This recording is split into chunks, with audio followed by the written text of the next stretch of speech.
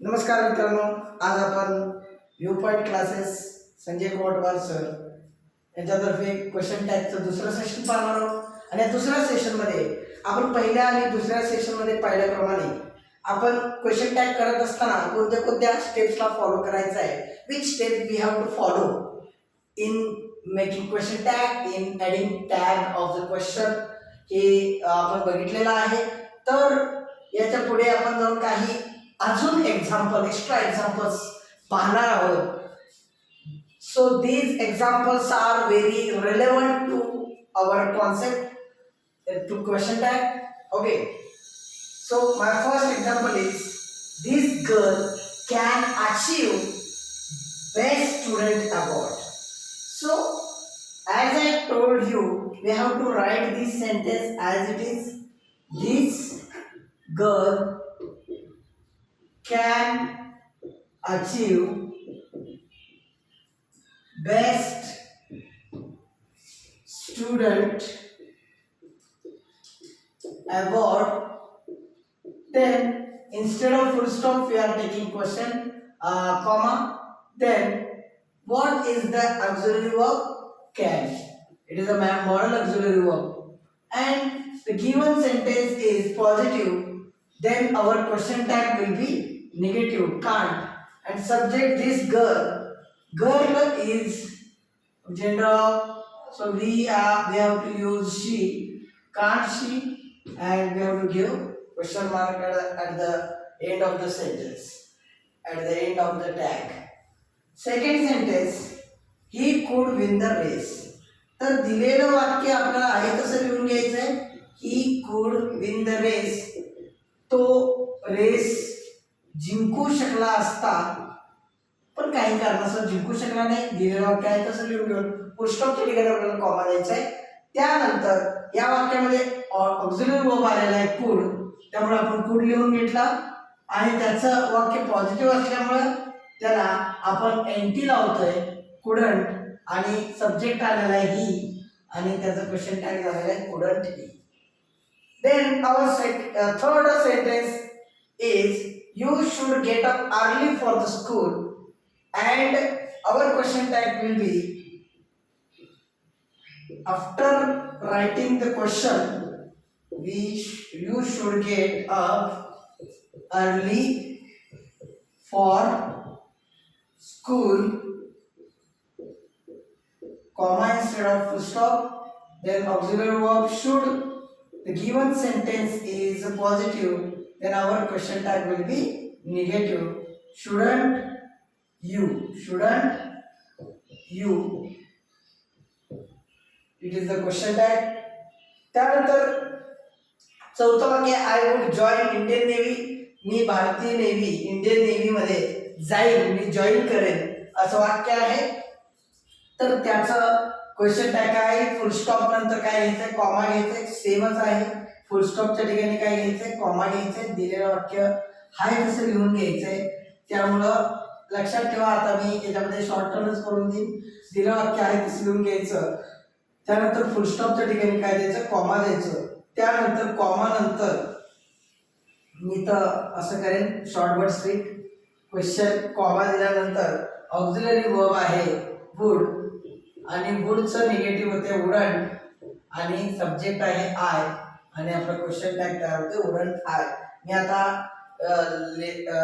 वाक्य लिहायचं टाळलेलं आहे, सो आपला वेळ वाचेल त्यामुळे. आणि कॉन्सेप्ट तुम्हाला कळालेली आहे की दिलेलं वाक्य, the given sentence we have to write as it is till full stop. Instead of full stop we have to take comma.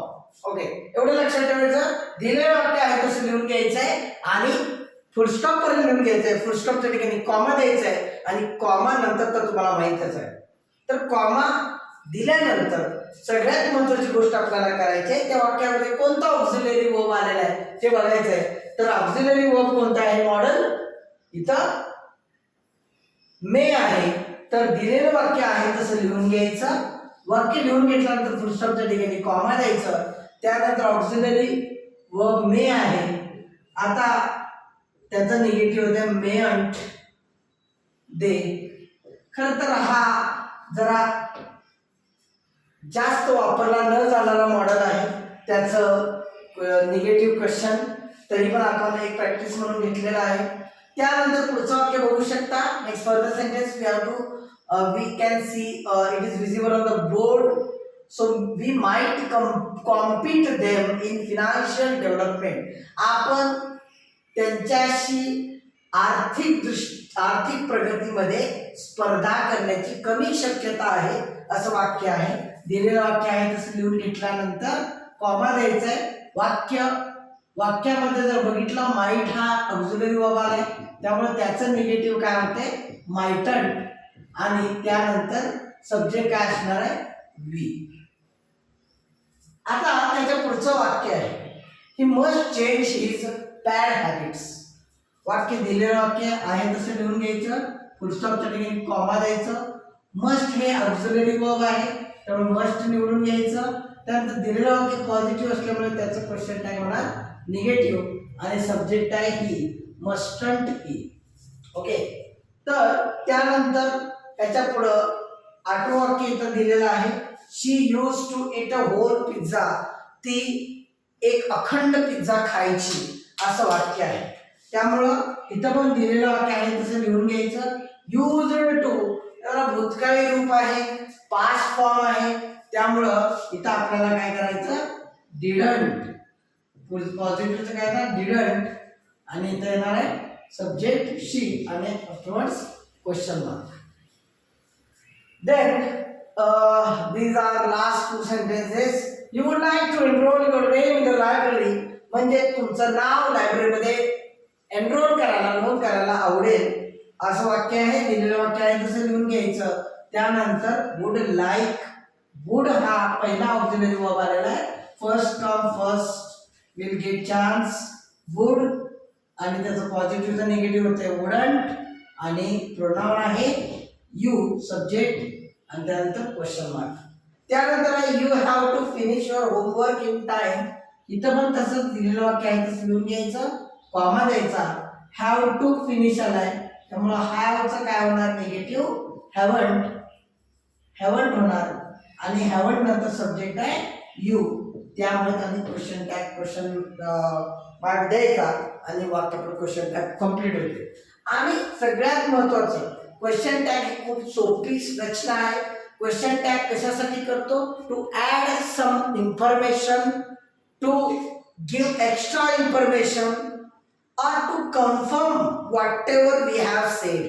आपण जे बोललोय ते कन्फर्म करण्यासाठी सुद्धा क्वेश्चन टॅग वापरतात. आणि याच्यामध्ये जर बघितलं तर आपण अजून एक 2 वाक्य याच्यामध्ये ऍड करणार आहोत. हे दिलेलं वाक्य तुम्ही स्क्रीनशॉट करून घेऊ शकता जेणेकरून तुम्ही नंतर याची प्रॅक्टिस करू शकता. त्यानंतर एक 2 वाक्य मी देऊ इच्छितो. जसं की एखादं इम्परेटिव्ह सेंटेन्स असेल. इम्परेटिव्ह सेंटेन्स म्हणजे तुम्हाला माहिती आहे आज्ञार्थी वाक्य. इम्परेटिव्ह सेंटेन्स त्याच्यामध्ये जर तुम्हाला कुठेतरी सांगितलं कुणीतरी ओपन युअर नोटबुक, तुमच्या टीचरांनी तुम्हाला सांगितलं की वही उघडा, ओपन युअर नोटबुक, तर वाक्याची सुरुवात कशाने झालेली आहे वर्बने झालेली आहे. इम्परेटिव्ह सेंटेन्स असेल वाक्याची सुरुवात वर्बने झाली असेल तर त्याचा क्वेश्चन टॅग लिहिण्यासाठी पहिल्यांदा आपल्याला वाक्य आहे तसं लिहून घ्यायचं आहे ओपन युअर नोटबुक असं लिहून घ्यायचं आहे. त्यानंतर फुलस्टॉपच्या ठिकाणी नेहमीप्रमाणे कॉमा द्यायचा आहे आणि डायरेक्टली आपल्याला लिहायचं आहे विल यू. काय लिहायचं आहे विल यू. कोणतंही इम्परेटिव्ह सेंटेन्स असू दे, कोणतंही आज्ञार्थी वाक्य असू दे, त्या आज्ञार्थी वाक्याचं क्वेश्चन टॅग काय येईल विल यू येणार.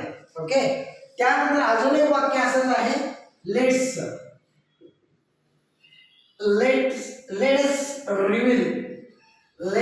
Reveal the secret. Let us reveal the secret.